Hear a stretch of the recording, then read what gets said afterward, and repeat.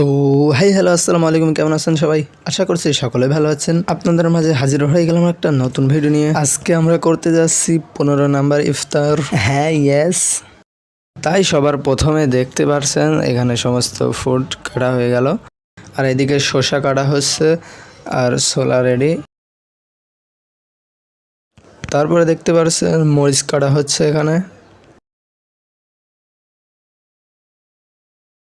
আর এখানে কি কি আছে তা একবার দেখিয়ে দিই।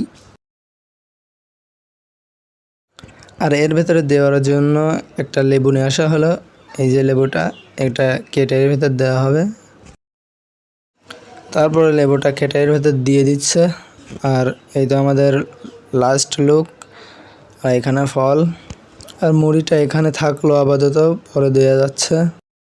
আর এখানে চপের কোনো অভাব নেই, সেই জন্য এখান থেকে চপ মোটামুটিভাবে নিয়ে মুড়ির ভিতর দিয়ে দিচ্ছে।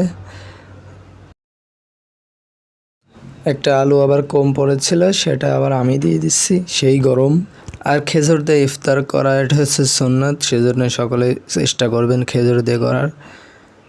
আর তার আগে আর একটা কথা, এটা হচ্ছে সকলেই জানি সূর্য অস্তের সঙ্গে সঙ্গে ইফতার করতে হয়, সেই জন্য আপনারা গুগল অ্যাসিস্ট্যান্টের কাছ থেকে এভাবে জেনে নেবেন, নিয়ে ইফতারি করবেন।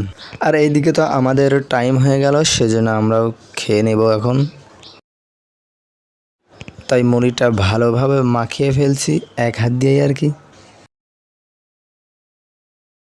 মুড়ি মাখাইছি ভালো কথা, আগে ফলগুলো খেয়ে নিই, তারপরে দেখছি।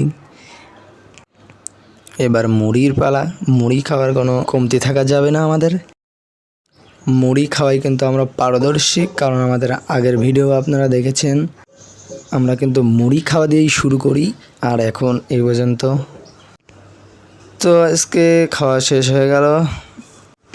আর এই যে একটা চপ নিলাম, নিয়ে এটি খেতে খেতে আজকের ভিডিও এখানেই শেষ করছি।